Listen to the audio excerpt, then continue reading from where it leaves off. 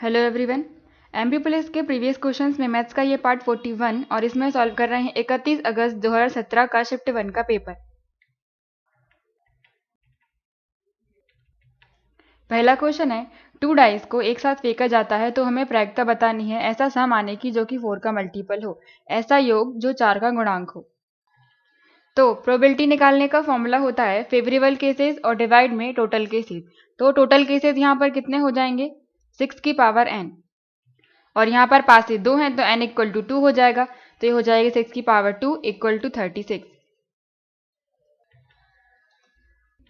अब favourable cases हमें देखना है, तो 4 के मल्टीपल 4 के गुणांक बोला है, मतलब 4 की टेबल 4 इंटू 1 4, 4 इंटू 2 8 और 4 इंटू 3 12।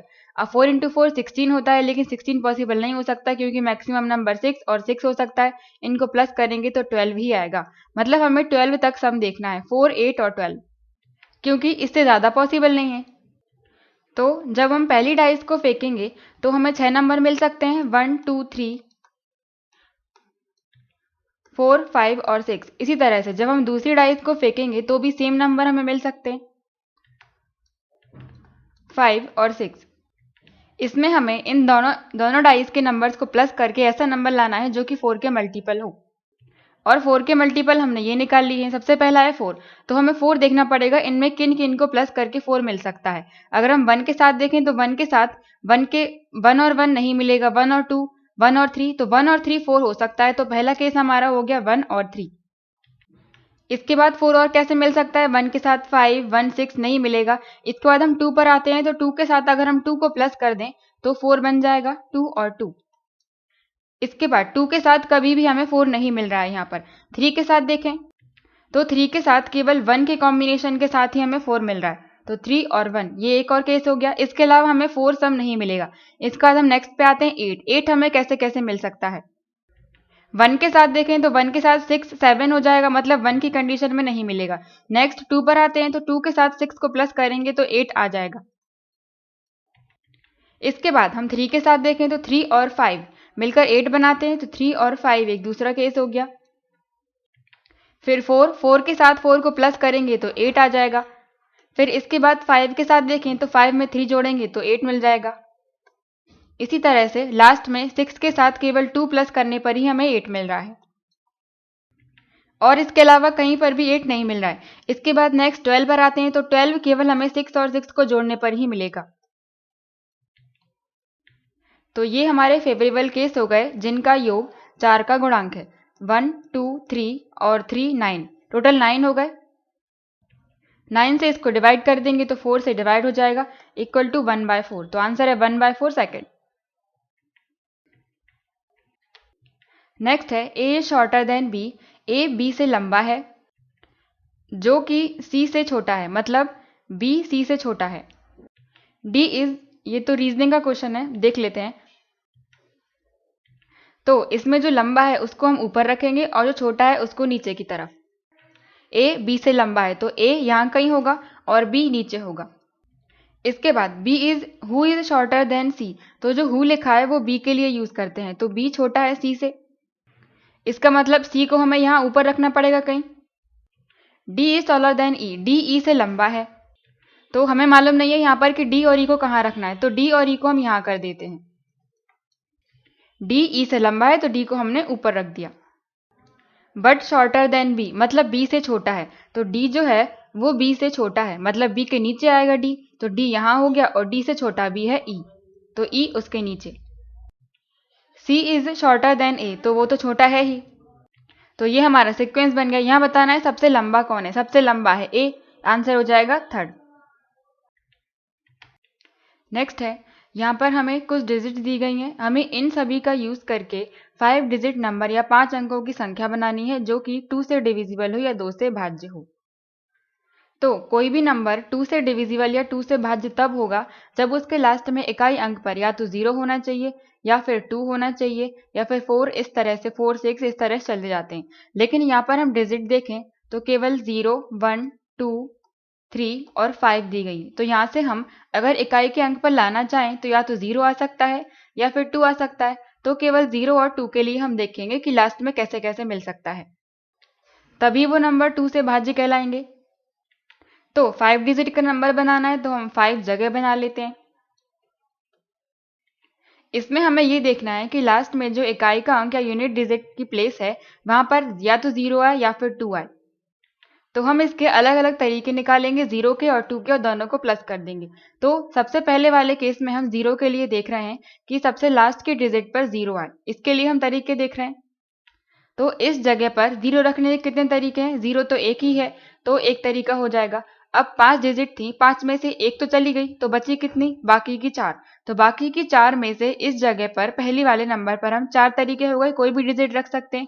अब 4 थी तो एक चली गई, तो बची 3। तो 3 तरीके से कोई भी नंबर हम इस जगह पर रख सकते हैं। 3 हो गई। इसके बाद 2 डिजिट बची तो 2 तरीके। अब 1 बची तो उसको रखने का केवल एक ही तरीका होगा, इनका आपस में मल्टीप्लाई कर देंगे। तो ये 0 के लिए देख लिया हमने। अब हम 2 के लिए देखेंगे कि लास्ट में 2 आए। सेम हम 5 जगह बना लेंगे। अब हमें यहाँ पर लास्ट में 2 रखना है, तो इस जगह पर 2 रखने के कितने तरीके हैं? केवल एक, क्योंकि 2 तो केवल एक ही है पूरे सभी नंबर्स में। अब यहाँ पर हमने 2 रख दिया। इसके बाद डिजिट कितनी बची यहाँ पर? 0, 1, 3 और 5। इनमें से हमें ये ध्यान रखना है कि 0 सबसे पहले जगह पर ना आए, क्योंकि अगर 0 स्टार्टिंग में आ गया तो वो 4 डिजिट की नंबर कहलाएगा, 4 अंकों की संख्या कहलाएगी। तो हमें स्टार्टिंग में 0 नहीं रखना है, तो 0 को हटाकर हमें रखना पड़ेगा। तो बाकी बचे 3 नंबर। तो यहाँ पर कोई भी डिजिट रखने के तरीके हो गए 3, क्योंकि 3 नंबर बचे हुए थे। अब इन 3 में से एक हटा दिया है, तो अब कितने बचे? 2। इसके अलावा हमें इस 0 को भी ऐड करना पड़ेगा, क्योंकि 0 केवल हम स्टार्टिंग में नहीं रख सकते थे, इसके बाद तो रख सकते हैं। तो अब कितने नंबर बचे? 2 ये और 0 1 ये खुद हो गया, तो 3 नंबर बचे। तो यहाँ पर 3 नंबर में से कोई भी रखने के तरीके हो गए 3। फिर 3 में से एक हट गया तो फिर बचे 2 तरीके। फिर 2 में से एक और हट गया, एक ही नंबर बचा, तो उसके लिए केवल एक तरीका हो जाएगा। यहाँ पर हमें इस बात का ध्यान रखना है कि स्टार्टिंग में 0 नहीं आना चाहिए। फिर इन सभी तरीकों को, ये सारे तरीके हैं, नंबर नहीं है, नंबर ऑफ वेज है ये, या फिर कितने तरीके से हम यहाँ पर डिजिट रख सकते हैं। इन सभी का आपस में मल्टीप्लाई करना है और प्लस कर देना है। 4 × 3 12, 12 और 2 24। तो जब लास्ट में 0 आएगी तो तरीके होगा टोटल 24, और जब लास्ट में 2 आएगा तो हो जाएंगे तरीके 3 × 3 9, 9 × 2 18। तो इन दोनों को प्लस कर देना है। 4 और 8 12, 1 3 और 4। तो टोटल 42 ऐसे नंबर बन जाएंगे जो कि 0 या 2 से डिविजिबल होंगे। आंसर हो जाएगा फर्स्ट। नेक्स्ट है, यहाँ पर हमें 6 कंप्लीट 3/8 से छोटा नंबर यहाँ चारों ऑप्शंस में से बताना है। तो सभी इन ऑप्शंस को हम सॉल्व कर लें और फिर कंपेयर कर लें। ये 6 कंप्लीट 3/8 है, मतलब 6 तो आएगा ही। 3/8 को डिवाइड करेंगे तो जाएगा नहीं, सबसे पहले तो 0 पॉइंट, और 3 है तो 30, तो 8 3 बार 24 चला जाएगा।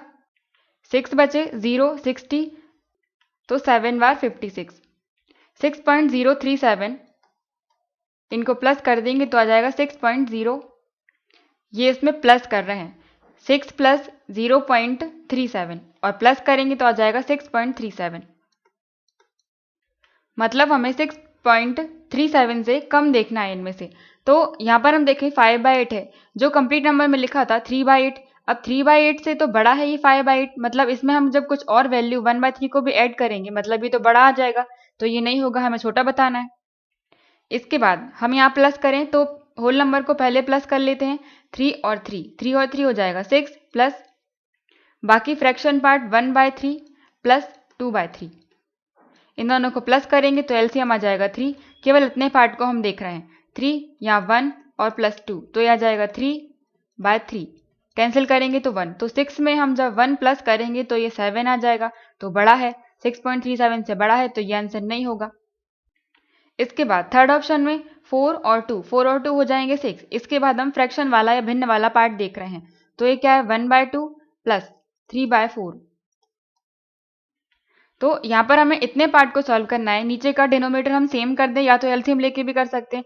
अगर इसमें 2/2 का मल्टीप्लाई कर दें हम ऊपर और नीचे, तो 2 × 1 हो जाएगा 2, और 2 2 4 प्लस 3/4।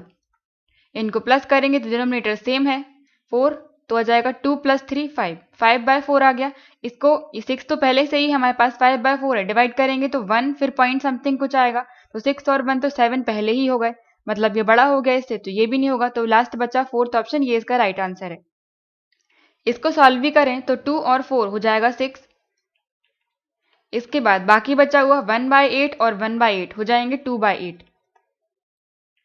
इसको डिवाइड करेंगे तो आ जाएगा 1/4 और 1/4 को हम सॉल्व करेंगे तो 0.2 समथिंग कुछ आएगा, मतलब 6.2 इतना इसका आंसर आ जाएगा। तो 6.2 6.3 से छोटा है, तो इसका आंसर है फोर्थ। नेक्स्ट है, एक सर्कुलर पार्क है, इसके अंदर एक स्क्वायर शेप का स्विमिंग पूल है, मतलब वर्ग के आकार का स्विमिंग पूल है। तो मान लो ये पार्क हो गया वृत्त के आकार का, और इसके अंदर वर्ग के आकार का एक स्विमिंग पूल है। तो ये वर्ग हो गया, चारों साइड्स बराबर। हाँ, 150 150, हर एक साइड इसकी 150 की हो जाएगी, मतलब चारों साइड्स बराबर हैं। ये इसके आयाम दिए गए हैं 150 और 150। तो जो ये वृत्तीय उद्यान है इसका क्षेत्रफल दिया गया है। अब यहाँ पर अगर हम देखें तो इंग्लिश के क्वेश्चन में अलग वैल्यू दी गई है, हिंदी के क्वेश्चन में अलग वैल्यू दी गई है, लेकिन हम इंग्लिश वाले क्वेश्चन को सही मानते हैं तो हम इससे सॉल्व करेंगे। तो इसका क्षेत्रफल कितना हो जाएगा 116100। ये इस पार्क का एरिया है, लेकिन इस स्विमिंग पूल को छोड़कर। तो हमें इस पार्क का डायमीटर या व्यास बताना है, तो उसके लिए हमें पूरा क्षेत्रफल मालूम होना चाहिए, क्योंकि वृत्त का है, सर्किल का एरिया क्या होता है, area equal to pi r square. इससे हम क्षेत्रफल निकालते हैं। तो अगर हमें ये एक ही वैल्यू मिल जाए, क्षेत्रफल पता हो जाए, तो इस फॉर्मूले में रखकर हम आर की वैल्यू निकाल सकते हैं। तो यहाँ पर ये क्षेत्रफल है इस पूरे पार्क का 116100, और इस स्विमिंग पूल का एरिया हम निकाल सकते हैं क्योंकि एक साइड हमें दी गई है। और वर्ग का क्षेत्रफल हम कैसे निकालते हैं, वर्ग के लिए स्क्वायर के लिए साइड का स्क्वायर कर देते हैं, या जो भुजा दी गई होती है उसका वर्ग कर देते हैं। तो साइड कितनी दी गई है इसमें 150, 150 का स्क्वायर कर दो, तो 15 और 15 225, और 2 जीरो लगा देंगे। तो ये हो गया स्विमिंग पूल का एरिया। इन दोनों को प्लस कर देंगे तो पूरे सर्किल का, पूरे सर्कुलर पार्क का एरिया हमें मिल जाएगा।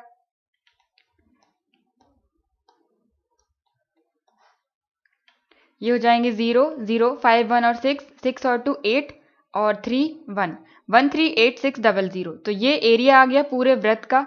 तो इसकी वैल्यू हम इस फॉर्मूले में रखेंगे, क्योंकि पूरा क्षेत्रफल ही है वो, इक्वल टू पाई की वैल्यू 22/7, और आर हमें मालूम नहीं तो उसकी जगह आर लिख दिया, और स्क्वायर फॉर्मूले में तो आर स्क्वायर। और आर क्या है, वृत्त की त्रिज्या। अब हम कैंसिल कर देते हैं, 11 से डिवाइड करेंगे तो 2 बार, और 11 से इसे करेंगे 13 है तो 1 बार, 11 2 बचे 28 तो 2 बार 22, फिर 6 बचे 6 बार 66 और 2 जीरो। फिर इसको 2 से हम और डिवाइड कर दें तो 2 6 12, 3 बार 6 और 2 जीरो। तो 6300 यहाँ की वैल्यू मिली। क्रॉस मल्टीप्लाई करेंगे तो इसमें हमें 7 का मल्टीप्लाई भी करना पड़ेगा। तो ये हो जाएगा 63 into 7 equal to r square. अब ये r की पावर 2 है, इसको इक्वल के इस साइड लेके आएंगे तो 1/2 हो जाएगी, इन दोनों की पावर 1/2। 1/2 का मतलब क्या होता है, स्क्वायर रूट या वर्गमूल। तो हमें इन दोनों नंबर का, इस पूरी वैल्यू का स्क्वायर रूट या वर्गमूल लेना पड़ेगा। इक्वल टू में है r, तो इनको हम फैक्टर की फॉर्म में लिख सकते हैं। इनके गुणज निकालकर फिर दो दो की पेयर बना लेंगे। तो 7 है सबसे पहले, तो 7 इन दोनों को अलग अलग करें तो इसको 63 इंटू 100 लिख सकते हैं। 63 इंटू 100 इक्वल टू इतना ही होगा। तो 100 को 2 बार लिख दिया हमने, 10 इंटू 10। और जो बाकी बचा हुआ 63 है, इसको 9 इंटू 7 लिख सकते हैं। तो इंटू 9 इंटू 7 इक्वल टू में था r। अब यहाँ पर हमें वर्गमूल निकालना है तो दो दो की पेयर बनाने पड़ेंगे। 7 और 7 2 हो गए, मतलब एक 7 बाहर आ जाएगा, रूट के बाहर निकल के आ गया 7। इसके बाद 10 और 10 दो बार 10 है तो 10 भी बाहर निकल के आ गया इंटू 10। 9 का होता है 3 तो 3 बाहर, अंदर कुछ भी नहीं बचा, मतलब 1 इक्वल टू r। तो यहाँ से हमें r की वैल्यू या त्रिज्या मिल गई 3 इंटू 7 21 और 10 210। यह हमें त्रिज्या मिली, लेकिन हमें व्यास निकालना है। और व्यास का फॉर्मूला क्या होता है, जब भी हम त्रिज्या में 2 का इंटू कर दें तो हमें व्यास मिल जाता है, diameter d equal to 2 into r. तो व्यास या डायमीटर कितना हो जाएगा, 2 इंटू रेडियस निकाली हमने 210, 210 का मल्टीप्लाई करेंगे तो 2 और 4 420। तो इसका आंसर हो जाएगा 420 मीटर, सेकेंड ऑप्शन। नेक्स्ट है, यहाँ पर हमें x की वैल्यू निकालनी है, इसको सॉल्व करना है। तो सबसे पहले हम रूट की वैल्यू सॉल्व कर लेते हैं। ये 64 डिवाइडेड बाय 225, या फिर हम डायरेक्ट एलसीएम ले लेते हैं। 225 है, एलसीएम आ जाएगा इसका 225, और 225 में 225 से डिवाइड करेंगे तो 1 बचेगा। 1 इंटू 64, 64 प्लस, यहाँ पर 1 के नीचे कुछ नहीं है तो हमने 1 मान लिया। 1 से डिवाइड करेंगे 225 ही आएगा, और इसका मल्टीप्लाई 1 में करेंगे तो फिर 225। ये पूरी वैल्यू रूट में है, equal to 1 plus x by 15। और जब इनको प्लस करेंगे तो 4 और 5 9, 6 और 2 8, और बाकी 2 डिवाइडेड बाय 225।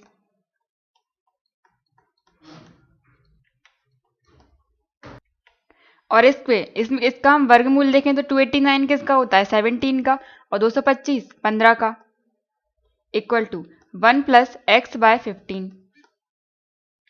1 प्लस का है, इस साइड लेके आएंगे तो माइनस का हो जाएगा, तो हो जाएगा 7 by 15 minus 1 equal to x by 15। और यहाँ पर एलसीएम लेंगे तो 15 ही आएगा। 15 से डिवाइड तो 1, 1 इंटू 17, 17 माइनस, यह जाएगा 15।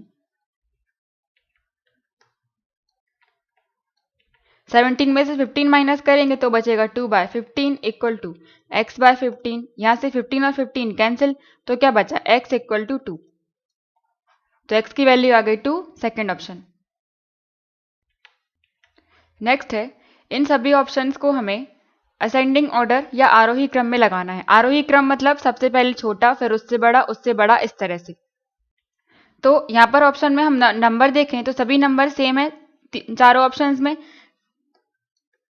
पहला क्या है, 7 बाय 18, दूसरा है 6 बाय 17 और 5 बाय 16। यही 3 नंबर सभी ऑप्शंस में सेम है। तो इन तीनों को हम अरेंज कर लेते हैं। इनमें चेक करना है सबसे पहले छोटा कौन सा है। एक तरीका तो यह है कि हम हर एक नंबर को डिवाइड कर लें और फिर हम सबसे छोटा बड़ा पता लगा सकते हैं, या फिर कभी भी इस तरह से भिन्न या फिर फ्रैक्शन दिए गए हों तो इनमें हम डिफरेंस चेक करते हैं, न्यूमरेटर का और डिनोमिनेटर का, अंश का और हर का। तो 7 और 18 में देखें, 7 और 18 अंश और हर में 11 का अंतर है। यहाँ 6 और 17, तो यहाँ पर भी 11 का अंतर है, और 16 में से 5 माइनस करेंगे तो भी 11 आएंगे, तो यहाँ पर भी 11 का अंतर है। यहाँ पर डिफरेंस सेम है, तो जब भी कभी डिफरेंस सेम आ जाए तो हमें कुछ नहीं करना है, केवल ऊपर ऊपर वाले नंबर चेक करना है। जो छोटा होगा वो छोटा और जो बड़ा होगा वो बड़ा। तो यहाँ पर 7, 6 और 5 इनको चेक करेंगे हम, क्योंकि डिफरेंस सबका सेम है। तो 7, 6, 5 में सबसे छोटा कौन सा हो जाएगा, 5। तो ये वाला फ्रैक्शन, ये वाला भिन्न सबसे छोटा होगा। इसके बाद 5 से बड़ा क्या है, 6, तो ये वाला इससे बड़ा हो जाएगा, 6 बाय 17। और सबसे बड़ा है 7, तो 7 बाय 18 सबसे बड़ा वाला भिन्न या फ्रैक्शन हो जाएगा। तो इसका आंसर हो जाएगा 5, 6, 7, फोर्थ वाला ऑप्शन। और अगर यहाँ पर डिफरेंस सेम नहीं होता, 11, 11, 11 इस तरह से नहीं मिलता, अलग अलग नंबर मिलते, तो इस तरह क्वेश्चन हम पहले वाले प्रीवियस पेपर्स में सॉल्व कर चुके हैं कि जब कभी भी नीचे बड़ी वैल्यू दी गई हो और ऊपर छोटी हो, और अगर डिफरेंस सेम नहीं आ रहा हो तो उन डिफरेंस का हम एलसीएम लेते हैं, फिर डिवाइड करते हैं जो अंतर रहता है उसका, और फिर मल्टीप्लाई कर देते हैं हम इस ऊपर वाले पार्ट में, और फिर चेक करते हैं कौन सा छोटा कौन सा बड़ा। नेक्स्ट है, यहाँ पर इतने टोटल सोल्जर्स हैं और इनको अरेंज करना है इस तरह से कि हर एक रो में, हर एक पंक्ति में समान नंबर ऑफ सोल्जर्स हों, इक्वल नंबर ऑफ सोल्जर्स हों, और इस तरह से कि एक परफेक्ट स्क्वायर बन जाए या पूर्ण वर्ग बन जाए। और बाद में यह पाया जाता है कि 40 सोल्जर्स रह गए थे, छूट गए थे। तो इस तरह की अरेंजमेंट में एक रो में या एक पंक्ति में कितने सोल्जर्स होंगे। तो यहाँ पर बोला गया है कि हर एक पंक्ति में इक्वल नंबर होने चाहिए सोल्जर्स के, और वर्ग बनाना है। तो वर्ग कैसे बनता है, जब इसकी चारों साइड्स बराबर होती हैं, इस तरह से। और यहाँ पर टोटल सोल्जर्स थे इतने और 40 छूट गए, मतलब इस पूरे वर्ग में कितने आए होंगे इस तरह के अरेंजमेंट में, क्योंकि 40 तो छूट ही गए थे। तो हम इसमें से माइनस कर देते हैं 40 को, 0, 0 और 4 6400, मतलब इतने सोल्जर्स इस पूरे वर्ग में आए होंगे। तो हमें क्या करना है, इसका क्षेत्रफल निकाल देना है और इसके बराबर में इसको रख देना है। क्षेत्रफल ही क्यों निकाल रहे हैं हम, क्योंकि ये सैनिक हैं, सोल्जर्स हैं, तो ये इस तरह से लाइन बनाकर खड़े होंगे, मतलब इस जब वो अरेंजमेंट होगी तो एक वर्ग के आकार की बनेगी। तो जब उसका क्षेत्रफल निकालेंगे तो कुल सैनिक की संख्या इतने ही के बराबर ही होगी। और ये एक वर्ग है, मतलब जितने यहाँ पर पंक्तियां होंगी उतने ही स्तंभ होंगे, समान होंगे। तो मान लिया कि x इस पंक्ति में है, एक पंक्ति में सोल्जर से सैनिक की संख्या है x, तो यहाँ पर भी टोटल संख्या x हो जाएगी, क्योंकि जितनी पंक्तियां होंगी उतने ही स्तंभ होंगे। और इसका क्षेत्रफल का फॉर्मूला क्या हो जाता है, x इंटू एक्स, मतलब जो साइड होती है उसका ही हम स्क्वायर कर देते हैं, और ये स्क्वायर ही हो रहा है साइड का, जो कि बराबर होगा 6400 के।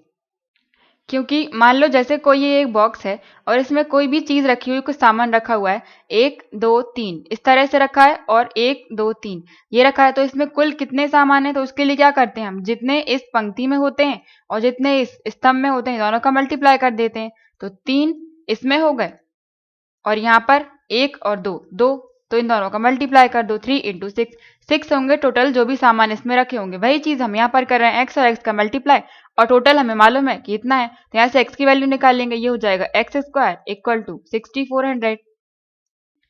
और इसको हम क्या लिख सकते हैं, इसका रूट लग जाएगा, क्योंकि यहाँ पर पावर 2 थी, उस साइड जाएगी तो 1/2 हो जाएगी, 1/2 का मतलब रूट, यहाँ से निकल के आएगा 80, तो इसका आंसर हो जाएगा 80। एक पंक्ति में होंगे 80 सैनिक। नेक्स्ट है, एक कॉलेज है, उस कॉलेज में टोटल 850 स्टूडेंट्स हैं, टोटल है 850, और इसमें से 230 क्रिकेट, 250 हॉकी और 360 बास्केटबॉल खेलते हैं, जिसमें से टोटल यहाँ पर क्रिकेट के हो गए 230 और हॉकी के हो गए 250, बास्केटबॉल के दिए गए 360। तो अगर 75 बास्केटबॉल और हॉकी दोनों खेलते, तो बास्केटबॉल और हॉकी के कुल संख्या कितनी हो गई, 75। क्रिकेट और बास्केटबॉल के हैं 68, क्रिकेट और बास्केटबॉल के लिए भी इक्वल टू इनकी संख्या टोटल 68। इसके बाद 37 है क्रिकेट और हॉकी दोनों के, तो क्रिकेट प्लस हॉकी इनकी संख्या है टोटल नंबर 37। और 30 सभी गेम्स, तीनों गेम्स खेलते हैं, मतलब बास्केटबॉल भी हो गया, हॉकी भी हो गया और क्रिकेट भी हो गया, जो तीनों खेलते हैं उनकी संख्या है 30। तो हमें यहाँ पर उन नंबर ऑफ स्टूडेंट्स की संख्या बतानी है जो कोई भी गेम नहीं खेलता है। तो इसको अगर हम इक्वेशन बनाकर करेंगे तो काफी लंबा पड़ जाएगा, उससे अच्छा हम इसे वेन डायग्राम से सॉल्व करते हैं। 3 केस हैं, बास्केटबॉल, हॉकी और क्रिकेट, मतलब हमें 3 सर्कल बनाने पड़ेंगे, और हमें इस तरह से बनाना है कि हर एक सर्कल का दूसरे में कॉमन आए और तीनों का भी कॉमन आए एक जगह पर।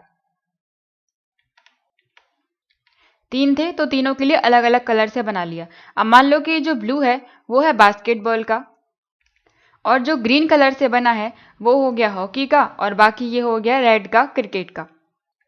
तो इस तरह के क्वेश्चन के लिए हम सबसे पहले कॉमन वाले पार्ट से स्टार्ट करते हैं, और कॉमन कैसा, बड़े वाले कॉमन से। ये तीनों का कॉमन दिया है, फिर 2 लोगों का कॉमन, तो सबसे पहले हम इन 3 से स्टार्ट करेंगे। बास्केटबॉल, हॉकी और क्रिकेट खेलने वाले स्टूडेंट की संख्या है 30।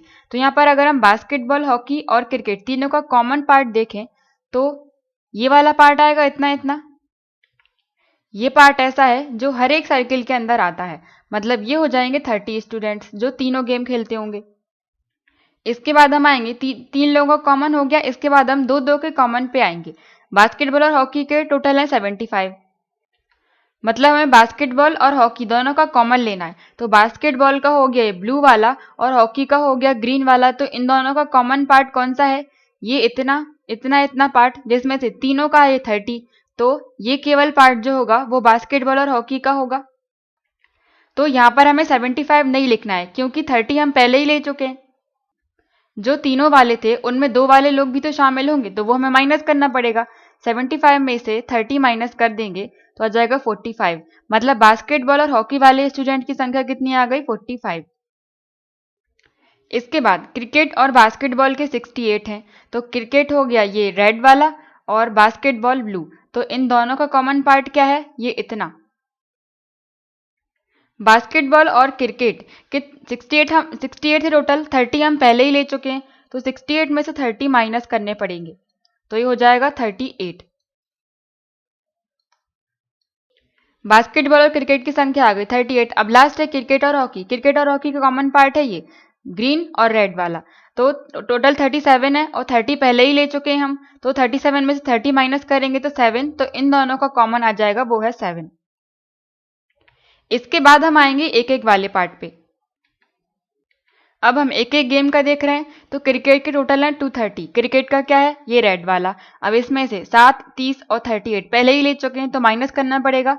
38 और 30 68, और 68 में 7 प्लस करेंगे तो 75। अब 75 हमें टोटल क्रिकेट में से माइनस करना पड़ेगा, तो ये हो जाएगा 5, 12 में 7, 5 और 1, 155। तो 155 हो गए क्रिकेट के। सेम इसी तरह से अगर हमें बास्केटबॉल का निकालना है, तो हमें 45, 30 और 68 को प्लस करके 360 में से माइनस करना पड़ेगा। तो 38, 30, 68 और 45, तो 40, 108 और 4, 12, 113। 113 माइनस कर देंगे 360 में से, 7, 4 और 2, 247। तो 247 आ गए बास्केटबॉल के। सेम इसी तरह से हम हॉकी के निकाल लेंगे। 30 और 45, 75, 75 और 7, 82। तो 82 हमें माइनस करना पड़ेगा 250 में से, ये हो जाएंगे 8 और 4, तो 6, 168। 168 आ गए हॉकी के। अब हमें बताना है कि ऐसे नंबर ऑफ स्टूडेंट्स क्या हैं जो कोई भी गेम नहीं खेलते हैं, कोई भी खेल नहीं खेलते हैं। तो इन सर्किल्स के अंदर वो सारे स्टूडेंट हैं जो कोई ना कोई गेम तो खेलते ही हैं। इन सबको प्लस करके हम टोटल में से माइनस कर देंगे, तो उनकी संख्या मिल जाएगी जो एक भी गेम नहीं खेलते। इन सबको प्लस करना है, तो 168, 155 और 247। इसके बाद 30 और 7, 37 हो जाएंगे, 38 और 45। तो ये हो जाएगा 8 और 8, 16, 16 है, 7 और 7 14 है, 16 और 14 30 और 5 और 5 10, 40। 0 आ गई, 4 बचे।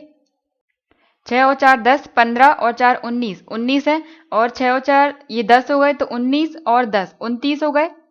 तो 2 बचे, 2 3 4 5 6, तो 690। 690 ऐसे स्टूडेंट हैं जो कोई ना कोई गेम खेलते हैं। अब हमें टोटल में से माइनस कर देना है, 850 माइनस 690, 15 में से 9, 6 और 7 में से 6, 1, 160। तो 160 ऐसे स्टूडेंट्स हैं जो कोई भी गेम नहीं खेलते हैं। आंसर हो जाएगा सेकंड। नेक्स्ट है, रमन ने अपनी बाइसिकल इतने रुपए में बेची और उसे लॉस होता है 20% का, तो उसने उसे खरीदी कितने में होगी। तो हम मान लेते हैं कि उसकी कीमत थी 100, या फिर 100% मान लो, कॉस्ट प्राइस हो गई उसकी 100%। अब इस पर उसे 20% का लॉस हुआ, तो 20 हम माइनस कर दें। 20% का लॉस हुआ मतलब बेचा कितने में होगा, 80% में, और बेचने की कीमत रुपए में हमें दी गई है 1280, इसलिए हमने इनको इक्वल कर दिया। यहाँ से 1% की वैल्यू निकाले, 0 से 0, 8 से डिवाइड करेंगे तो 1 और 4, तो 8 बार 48। तो 1% की वैल्यू हमें मिल गई 16, और हमें 100% की निकालना है क्योंकि वो कीमत थी उसकी। तो 100% की कीमत हो जाएगी, यहाँ पर भी 2 जीरो लगा दो और यहाँ पर भी 2 जीरो, तो आंसर हो जाएगा 1600 सेकेंड। या फिर हम इसको इस परसेंट से भी निकाल सकते हैं। 20% का लॉस हुआ, 20% की वैल्यू मतलब 1/5, 20/100 करेंगे तो 1/5 मिलेगा। और नीचे वाला पार्ट क्या होता है, कॉस्ट प्राइस, मतलब कीमत थी 5 और 1 की हानि हो गई, तो बेचा कितने में होगा, 5 - 1 4, और कीमत यहाँ पर बेचने की दी गई है 1280, और हमें बताना है 5 की वैल्यू, तो 1 इक्वल टू हो जाएगा 1280/4। 5 की कीमत बताना है क्योंकि वो टोटल प्राइस थी, तो इंटू कर देंगे 5 का दोनों तरफ, तो ये 5 इक्वल टू इतना मिल जाएगा। 4 से डिवाइड करूँ तो 3 बार, 2 बार और 0, 320। 5 का मल्टीप्लाई करेंगे 0, 10, 0, 13, 15, 5 3 15 और एक और 16, तो 1600। नेक्स्ट है, total age of A and B. A और बी की टोटल एज जो है वो 12 साल ज़्यादा है बी और सी की एज के सम की। मतलब एक तरह से देखें तो हम ए और बी को प्लस करेंगे और बी और सी को प्लस करेंगे, तो उन दोनों में 12 साल का अंतर होगा क्योंकि 12 साल अधिक है। या फिर हम ऐसे देख लेते हैं, ए और बी की बात चल रही है, मतलब ये हो गया ए प्लस बी और ये हो गया बी प्लस सी। और यहाँ पर बोला है कि ए और बी जो है, ए और बी 12 वर्ष ज्यादा है बी और सी से, मतलब ये ज्यादा है 12, लेकिन यहाँ पर इक्वल टू का साइन लगा हुआ है, तो हमें 12 को यहाँ प्लस करना पड़ेगा, तभी तो इक्वल में लिख रहे हैं हम। या फिर इसी चीज को अगर हम दूसरे तरीके से लिखें, a प्लस बी और b प्लस सी में 12 साल का अंतर है, तो a प्लस बी में से जब हम b और c को माइनस करेंगे तो 12 आना चाहिए। यही सेम चीज ऊपर वाली इक्वेशन में लिखी थी। इन दोनों में से किसी को भी ले सकते हैं, हम इस वाली को ले लें तो a प्लस बी, माइनस का साइन है तो हो जाएगा माइनस, और ये प्लस का है तो माइनस का साइन आगे है तो माइनस सी इक्वल टू 12। यहाँ से b और b कैंसिल हो जाएंगे, प्लस माइनस तो बचेगा a minus c equal to 12। अब हमें क्वेश्चन में बताना क्या है कि c कितना यंग है a से, मतलब c कितना छोटा है a से। तो a से 12 वर्ष छोटा है, और छोटा है तभी तो हमने a में से माइनस किया है, तो आंसर हो जाएगा 12/4।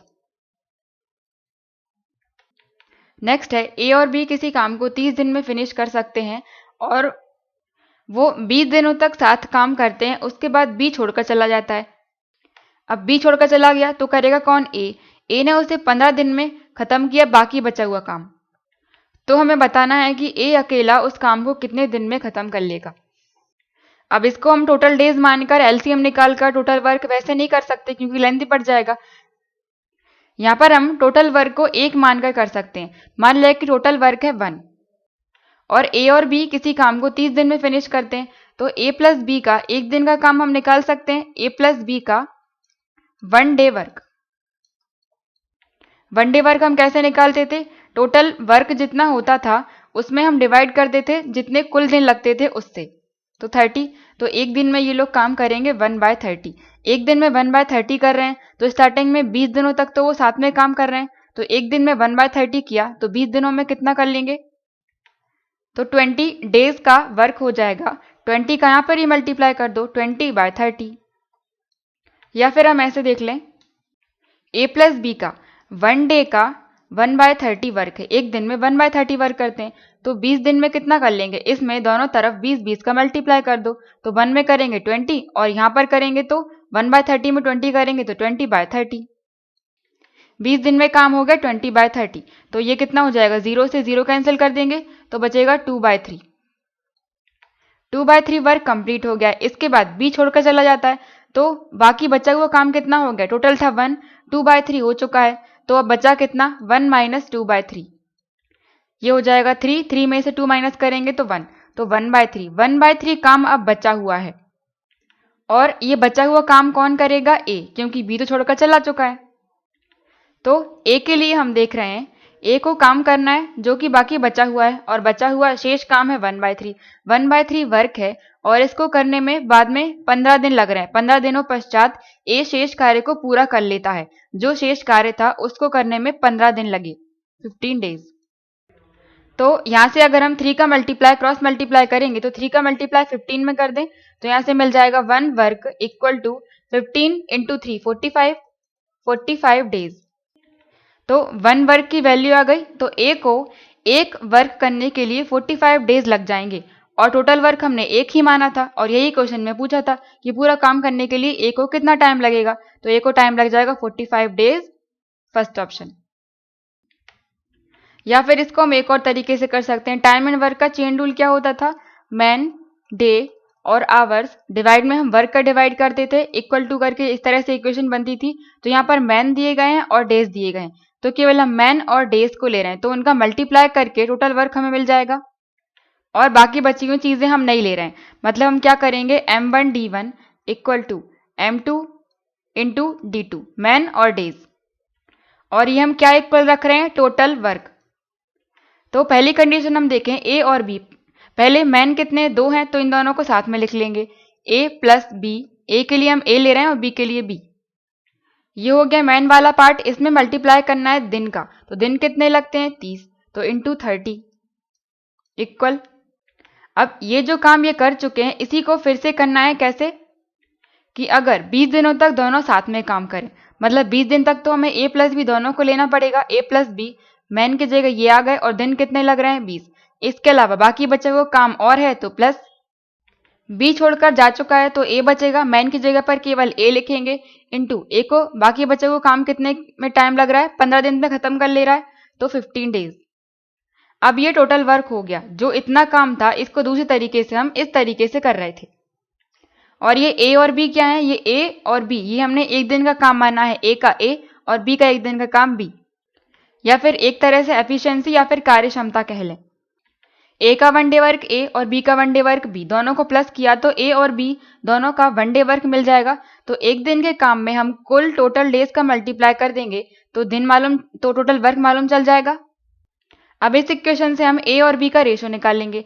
ये हो जाएगा 30 ए प्लस 30 बी, 30 का मल्टीप्लाई कर दिया अंदर, ये हो जाएगा 20 ए, या फिर अगर हम चाहें तो 30, 20 और 15 5 से डिविजिबल है, 5 से डिवाइड भी कर सकते हैं। ये 6 बार, 4 बार और 3 बार, थोड़ी कैलकुलेशन कम हो जाएगी। तो 20 का मल्टीप्लाई किया प्लस 20 बी प्लस 15 ए,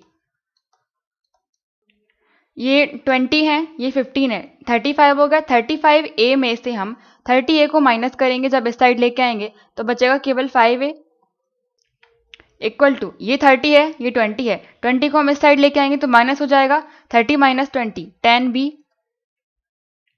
5 से इसको डिवाइड करेंगे 2, तो 2 बी इक्वल टू ए, और यहां से हम इस b को डिवाइड में ले आए तो हो जाएगा 2 equal to a upon b, और नीचे कुछ नहीं तो हमने 1 मान लिया।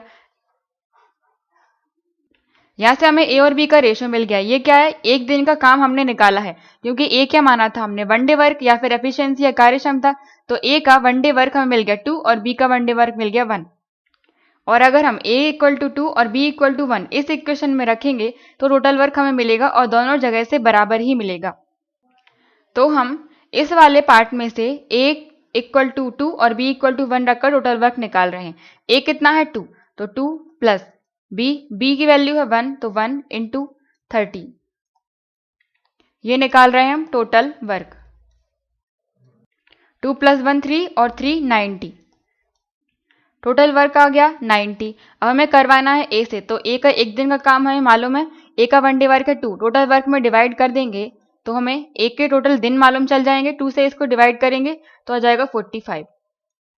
या फिर हम ऐसे भी देख सकते हैं कि a इक्वल टू 2, मतलब a का वन डे वर्क है, a के लिए देख रहे हैं वन डे में ये 2 वर्क करता है, और यहाँ पर ये 2 वर्क कर रहा है। यहाँ पर हमें कैसे भी करके 90 लेके आना है, क्योंकि 90 वर्क निकालना है।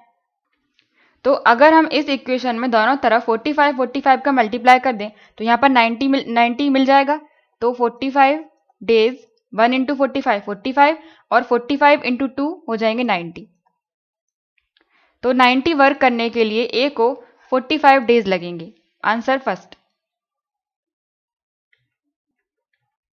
नेक्स्ट है, दो पाइप किसी टैंक को 10 घंटे और 21 घंटे में भर सकते हैं। तो पाइप हमने मान लिया पहला है ए और दूसरा है बी, तो ए को टाइम लग रहा है 10 घंटे, बी को लग रहे हैं 12 घंटे। और एक और तीसरा पाइप है जो कि इसको 20 घंटे में खाली कर सकता है, तो तीसरा मान लिया कि सी है और खाली कर रहा है, तो 20 घंटे लग रहे हैं खाली करने के लिए, माइनस का साइन लगा देते हैं। अगर भर रहा है तो प्लस का ही रहेगा और खाली कर रहा है तो माइनस का। ये है टोटल टाइम, टोटल घंटे। और यहाँ पर हम 10, 12 और 20 इनका एलसीएम लेंगे तो कुल क्षमता मिल जाएगी या टोटल कैपेसिटी टैंक की, कि टैंक की क्षमता कितनी है। तो 20, 12 और 10 40 जाएगा नहीं, 20 की टेबल देख रहे हैं तो 40 और 60 आ जाएगा एलसीएम। तो यहाँ से हम 1 घंटे का निकाल सकते हैं कि 1 घंटे में टैंक को कितना भरा है। कुल भरना है 60 और टोटल घंटे लगते हैं 10। ए के लिए देख रहे हैं, डिवाइड, ये 6 आ जाएगा, मतलब 1 घंटे में ए 6 भर देता है। इसी तरह से बी के लिए निकालेंगे तो 60 डिवाइडेड बाय 12, यह आ जाएगा 5। बी 1 घंटे में 5 भरता है। और इसी तरह से हम सी के लिए देखें तो 60 डिवाइडेड बाय 2 3, लेकिन ये खाली कर रहा है तो हम -3 लिखेंगे। सी 1 घंटे में 3 खाली कर देता है। तो अगर इन तीनों को एक साथ खोल दिया जाए तो तीनों 1 घंटे में क्या कर लेंगे, भरेगा या खाली होगा। अगर प्लस का आएगा तो भरेगा और माइनस का आएगा तो खाली होगा। इन तीनों को प्लस कर देंगे, 6 और 5 11, और 11 में जब 3 प्लस करेंगे, माइनस का है तो 11 में से 3 माइनस करना पड़ेगा। 6 प्लस 5 और प्लस माइनस 3 करेंगे तो माइनस का 3 आ जाएगा। 11 माइनस 3 और माइनस करेंगे तो 8 आ जाएगा, वो भी प्लस का आएगा, मतलब खाली करेंगे, भरेंगे। प्लस का आया है मतलब भरेंगे। अगर इन तीनों को 1 घंटे के लिए खोल दिया जाए तो 8 पार्ट भर जाएगा और कुल भरना है 60। तो कुल क्षमता में से 1 घंटे में जितना भरते हैं वो डिवाइड कर दो। इतने घंटे लगेंगे टंकी को भरने में। इसको और डिवाइड करें तो 4 से ये 2 बार, मतलब नीचे 2 आ जाएगा और ऊपर 60 है तो 15 बार। इसको 2 से और डिवाइड करें 7 बार और 1 बचे तो 5 बार। तो आंसर आ जाएगा 7.5 घंटे सेकंड। नेक्स्ट है 10 मैन, 10 आदमी 200 रुपये अर्न करते हैं, कमाते हैं प्रतिदिन। तो वो 10 आदमी जितना कमाते हैं उसका हमें औसत बताना है। और कब बताना है? जब हर एक के द्वारा एक दिन की कमाई गई राशि, एक दिन में कमाए हुआ पैसे का आधा कर दिया जाए तब। तो यहाँ पर एक के दिए हैं 200, एक 200 कमाता है और 10 के कितने हो जाएंगे तो इंटू 10 कर दो, टोटल इतने पैसे कमा लेते हैं वो। अब क्वेश्चन में बोला है कि उनके एक दिन में कमाया गया पैसे का आधा कर दिया जाए। तो आधा करना है मतलब इसमें डिवाइड कर दें हम 2 का, और फिर इसका हमें औसत लेना है। इसमें हमें डिवाइड करने पड़ेगा 10 से सबसे पहले, या फिर 10 से डिवाइड करना है तो इंटू 1/10, या फिर ऐसे देख लें इतने रुपए आ गए, इनका हमें औसत निकालना है। औसत के लिए क्या करते हैं, कुल में हम डिवाइड कर देते हैं कुल संख्या का, और संख्या कितनी है 10, तो इस पूरे में हमें डिवाइड करना पड़ेगा 10 से। अब 10 से डिवाइड किया, 10 के नीचे कुछ नहीं है तो हम 1 मान लेंगे, और इस पूरे पार्ट को जब ऊपर लेके जाएंगे तो ये पलट जाता है। तो ये हो जाएगा 200 इंटू 10, इक्वल में चल रहा है ये, डिवाइडेड बाय 2। 10/1 था तो इंटू में ये पलट जाएगा 1/10। इसको सॉल्व कर लेंगे, 10 से 10 कैंसिल, 2 से ये 1 बार और 2 0, तो आंसर हो जाएगा 100। थर्ड नेक्स्ट है, इसको हमें सॉल्व करना है।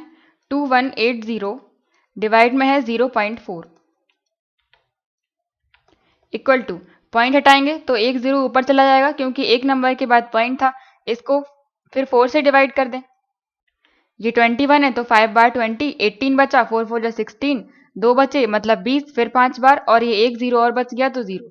तो आंसर हो जाएगा 5450 फर्स्ट। नेक्स्ट है, जय ने एक बिजनेस स्टार्ट किया इतने पैसे लगाकर, और 4 महीने बाद अजय ने उसे ज्वाइन किया इतने रुपए के साथ। तो 1 साल बाद उनको प्रॉफिट हो जाता है इतने रुपए का, तो ए का शेयर हमें बताना है। तो यहाँ पर ये जय हो गया, ये अजय। अब यहाँ पर जय कितने अमाउंट लेकर आ रहा है, 12,000। तो यहाँ से हम इन दोनों के द्वारा जितना इन्वेस्ट या निवेश की गई राशि थी उसका रेशो निकाल रहे हैं। 4 महीने बाद अजय आया था, लेकिन जो जय था वो तो पूरे साल रहा, मतलब 12 महीने तक रहा होगा रेशो। फिर अजय ने इसे ज्वाइन किया इतने रुपए के साथ, 16,000 के साथ, और वो 4 महीने बाद आया, और एक साल में 12 महीने होते हैं, 4 महीने बाद आया मतलब रहा कितना, 8 महीने के लिए, तो इंटू 8। जितने पैसे लगाए हैं उसमें हम टाइम का मल्टीप्लाई करते हैं जितने टाइम के लिए वो व्यवसाय में रहे होंगे। तो ए रहा तो 8 महीने के लिए होगा। यहां से हम कैंसिल करके रेशो निकालेंगे, 3 0 से 3 0, 4 से इसको डिवाइड करेंगे तो 3 बार, और 4 से ये 4 बार, और 4 से 4 3 जा 12, तो 3 इंटू 3 9, रेशो यहाँ बचा 8। तो इनके द्वारा लगाई गई राशि का अनुपात ही बराबर होता है प्रॉफिट या लाभ के। इसी रेशो के हिसाब से उन्हें प्रॉफिट दिया जाएगा। तो हम इन दोनों को प्लस करके 5100 के बराबर में लिख सकते हैं। 9 और 8 हो जाएंगे 17, जो कि इक्वल होगा 5100 के। 17 से इसको डिवाइड करेंगे तो 3 और 2 0, तो 1 इक्वल टू मिल गया 300। और यहां में बताना है कि ए का शेयर बताना है, तो ए का रेशो था 8, तो 1 इक्वल टू 300 है, तो 8 इक्वल टू कितना हो जाएगा, 300 में 8 का मल्टीप्लाई कर दो, ये हो जाएगा 24 और 2 0, 24 तो होगा आंसर, फर्स्ट ऑप्शन।